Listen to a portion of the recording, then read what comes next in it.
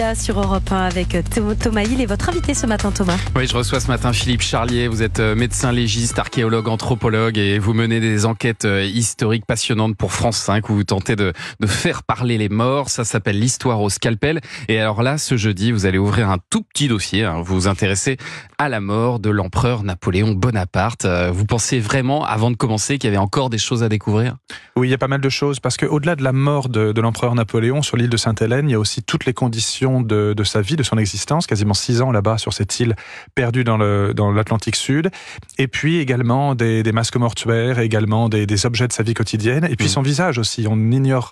On ignorait jusqu'à ce documentaire et cette étude scientifique quel était le véritable visage de l'empereur. Quand on regarde des peintures, des sculptures, des dessins, des gravures, il n'a quasiment pas le même visage. On le reconnaît, il y a un truc, mais c'est pas le même visage exactement. Et donc on a voulu retourner à la source et donner le premier portrait, la première photographie, en l'occurrence le premier film du vrai visage de Napoléon. Et c'est ce qu'on voit à la fin, effectivement, et ce sont des images qui sont très impressionnantes. Et alors, le seul petit problème pour un médecin légiste comme vous, Philippe Charlier, c'est que le corps de Napoléon qui repose aux Invalides, il est vraiment totalement inaccessible. On ne pourra jamais y accéder, a priori. Oui, pour des raisons architecturales et patrimoniales, on ne peut pas y accéder. C'est pas une omerta de la part du ministère de la Défense ou des Armées, c'est que le corps est au centre du monument des Invalides, dans une sorte d'amoncellement de poupées gigognes de cercueils, qui sont tous fusionnés les uns aux autres par du mortier et du béton. Donc c'est un monument qui a été construit dès le départ pour ne pas pouvoir être profané. Mais rassurez-vous, quand on est médecin, et honnêtement ma spécialité dépasse le simple cadre de la médecine légale, quand on est médecin, on peut utiliser des cheveux, des morceaux de peau,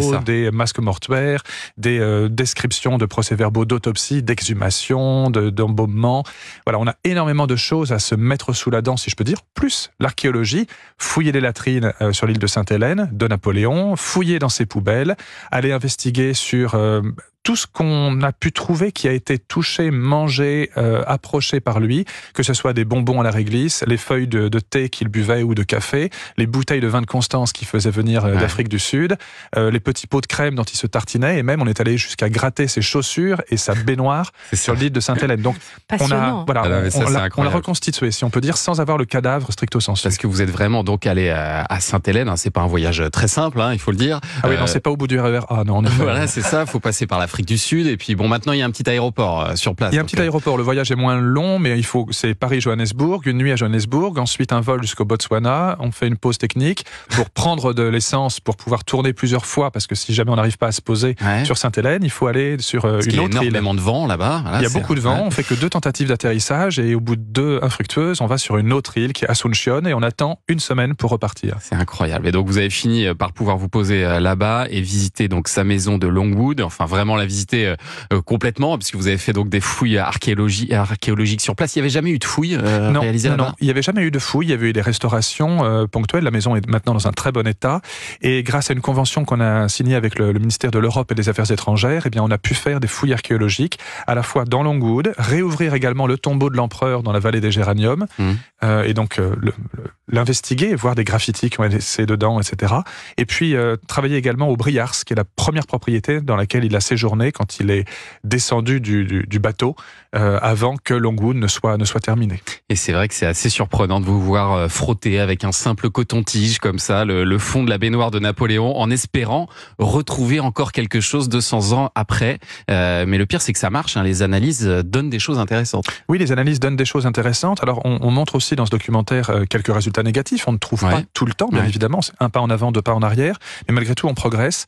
Et oui, la baignoire nous a permis de mieux savoir quel était l'état de santé de cet individu, mais également avec quel traitement il essayait de guérir la maladie de Pau qu'il avait attrapée probablement quand il a fait l'expédition d'Égypte ou pendant le siège de Toulon, et qu'il a gardé malheureusement pendant une grande partie de sa vie.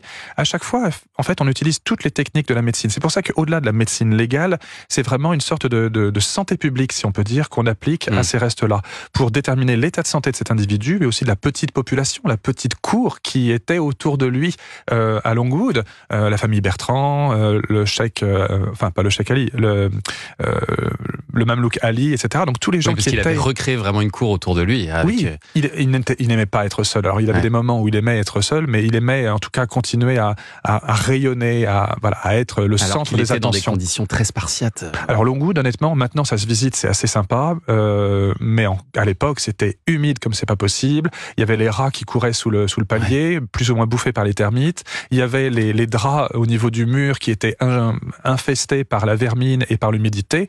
Et puis surtout, c'était le bout du monde. Pendant un certain temps, il a cru qu'il pouvait revenir et organiser son retour, la récupération de son trône et une position stratégique au sein de l'Europe. Et puis très vite, il a sombré dans une dépression, puis une mélancolie. On ne vous donnera pas la fin et la chute de cette enquête scientifique et du documentaire, mais tout conspirait malheureusement à ce qu'il ne revienne pas vivant de Sainte-Hélène. Et ce qui est très impressionnant, c'est comme vous arrivez avec les experts à faire parler un micro-fragment du papier peint de la chambre de Napoléon ou une toute petite tache sur une chemise de l'empereur. Après, vous le disiez, il y a parfois des déceptions, comme les bandelettes de l'autopsie de Napoléon auxquelles vous arrivez à avoir accès, mais qui ne donnent pas grand-chose. Mais c'est vraiment passionnant de suivre votre enquête. C'est en fait une nouvelle manière surtout de raconter l'histoire en la croisant avec une enquête scientifique. C'est ça ce que vous avez voulu faire, c'est rendre aussi l'histoire accessible à tous et puis s'inspirer un peu de cette mode autour des thrillers, des enquêtes qui foisonnent à la télévision aujourd'hui. Oui, totalement. C'est vraiment les sciences biomédicales au service de l'histoire. Chacun de ces différents épisodes de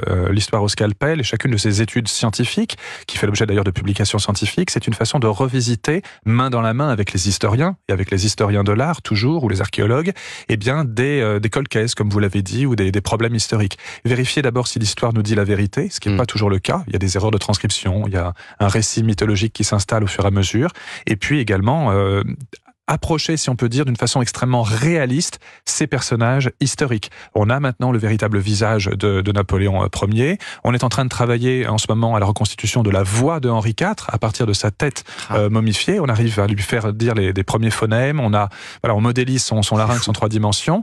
Et donc, c'est pour ça d'ailleurs que cet ensemble de cas, je porte le projet de création d'un musée dans l'Ouest parisien qui va synthétiser et mettre côte à côte chacun de ces personnages historiques dans une sorte de grande galerie qui sera une sorte d'institut des sciences au service de l'histoire. Eh bien, regardez l'histoire au scalpel, Napoléon à Sainte-Hélène. Le dernier acte est diffusé jeudi sur France 5 à 21h10. Restez avec nous, Philippe Charlier, pour suivre l'actualité des médias. Oui, puisque dans un instant arrive le journal des médias de Julien Pichenet. Alors, vous savez que Jarry va quitter cet été la présentation de Tout le monde veut prendre sa place. On vous l'a annoncé ici sur Europe 1. Eh bien, on connaît depuis ce week-end le nom de son successeur. On en parle dans un instant. À tout de suite sur Europe 1. Bonjour, c'est